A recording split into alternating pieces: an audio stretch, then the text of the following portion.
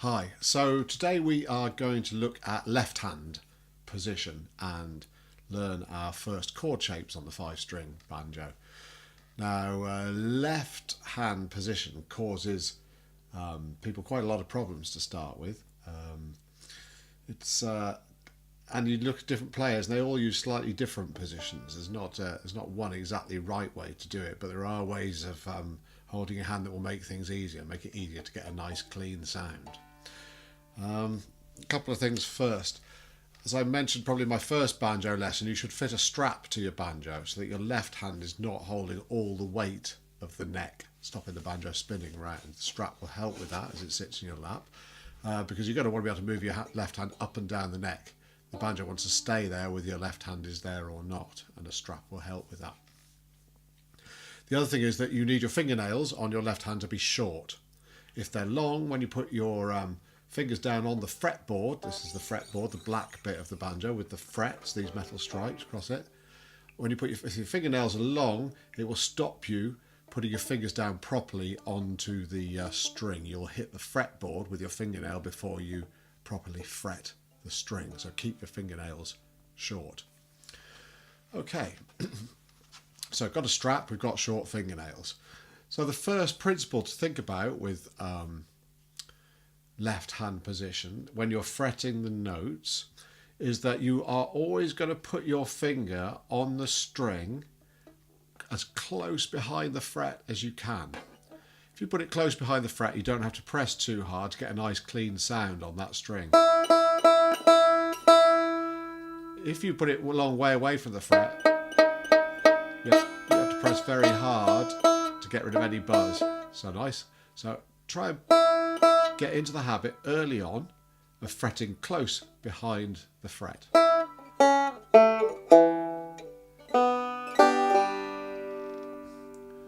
Now the position of this hand is the thing that causes people most problems.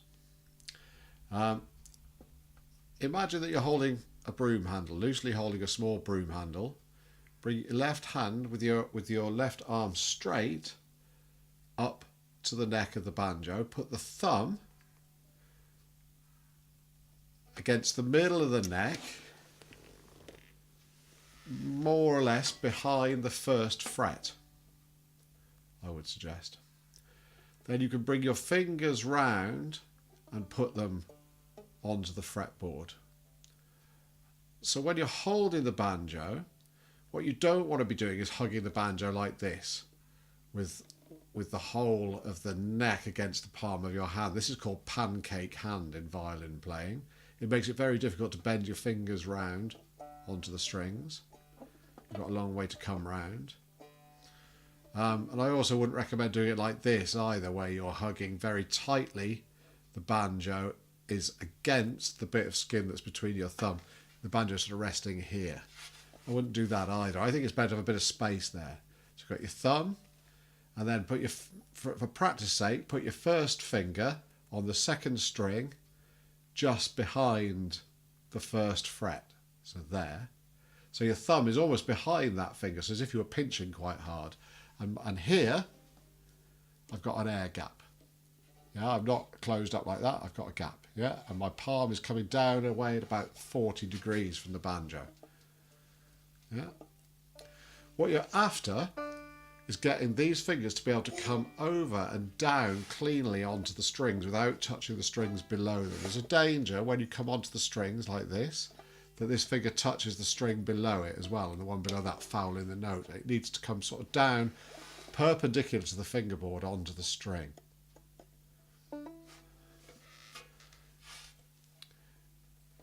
To get this position, actually what you do is I always say you push your wristwatch just slightly away. So though this arm must be relaxed and fairly natural, you put just a slight bend in your wrist here.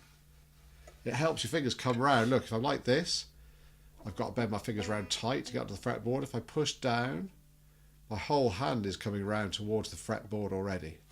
So the position of my hand, if you can see it, here, it's like a bazooka, isn't it? Here you can see I've got a gap. Here, you can see again I've got a gap. I'm not hugging it like this or like this. Yeah, and my fingers are not coming down like this, they're coming down like this. So they're not concave, they're convex. If they're concave, again, you're going to touch the string that's underneath it. You've got to come down, you've got to foul the string. What you want is to come over and just touch the string you're trying to fret, like that. So an air gap round your hand. It's a bit like a classical guitar player position. Helps it to keep clean fretting. Yeah? And so what are we trying to do with the left hand? We are, to start with, we're going to learn to fret some chords. Chords are when you play 3 or more notes together that make a chord sound. And in the key of G, the chords that you're most often going to use are G, which is the open banjo. And one of the ways of playing G is the open banjo. And a C and a D. Those are the 3 main chords that you're likely to get, the expected chords in the key of G. So many banjo tunes, many folk tunes use those 3 chords in some sequence or another. And luckily they're fairly easy to make. I'm going to move so that you can see just the top of the banjo for now. So we've got a G chord, it's the open banjo. I'm just strumming across the banjo with my thumb there. So the next chord we want to be able to make is a C. And we do this by putting our first finger on the 2nd string, on the B string, the one up from the bottom, just behind the fret. We put our 2nd finger up on the D string at the top of the banjo, on the 2nd fret, just behind the fret again. And we put our 3rd finger on the bottom D string, just behind the fret. And that is a C chord. It sounds like this. So you can hear it sounds different to the G. Here's the G. Here's the C.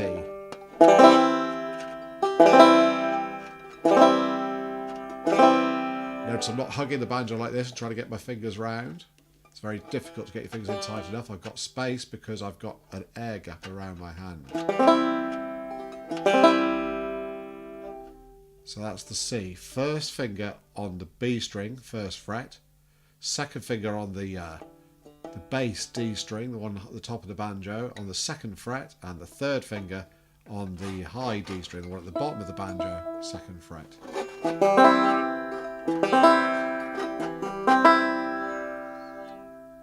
Okay, and now we want a D chord. And we're going to first of all learn to play a chord that's called a D7. A D7 is a D with a C added, but you don't need to worry too much about that. It gives it a bluesy sound at 7th chord. And the D7 chord, what you do is you keep your 1st finger where it was, on the 1st fret of the B string, the 2nd string. You take the 3rd finger off altogether that was on the bottom string here, and you bring your 2nd finger down 1 string. So now it's on the 2nd fret of the 3rd string, of the G string in fact. So you get a chord that sounds like this.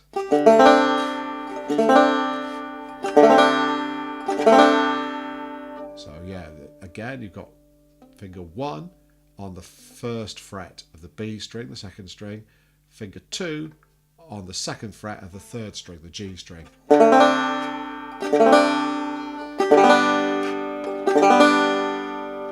So there we've got the 3 main chords that we need to play most folk tunes and songs and banjo breakdowns in the key of G. You've got your G, the open banjo, your C, your D7, and back to the G. So practice that, and all I'm doing is strumming down my thumb pick at the moment with my right hand. So I'm going to do 2 strokes on each. G, put the C down. Change to the D7. Don't move your 1st finger, just move the 2nd finger down. Back to G. Again. C. D. And back again. Okay. Now, if you're struggling with this left hand position, at the end of this video in just a moment I'm going to put you a couple of still photographs that sort of show what I'm talking about, of how I think you should try to get your hand with that air gap around it, so your fingers come in nice and clean over the strings.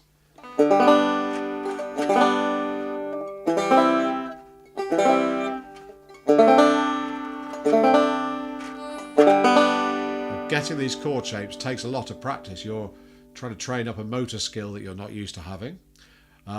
You can practice by just sitting, and this will not annoy you, your partner or your friends or whatever. You can practice by just sitting and putting down the C without strumming, putting down the D without strumming, going back to the G, put down the C, put down the D, go back to G. It's like you want to be able to just pop your hand onto the fretboard in the shape it needs. Early on when you're playing, you might want to, if you're on an open G chord like this, and you might want to anticipate the C shape beforehand by having your fingers in the shape and then plop it down. And then the D.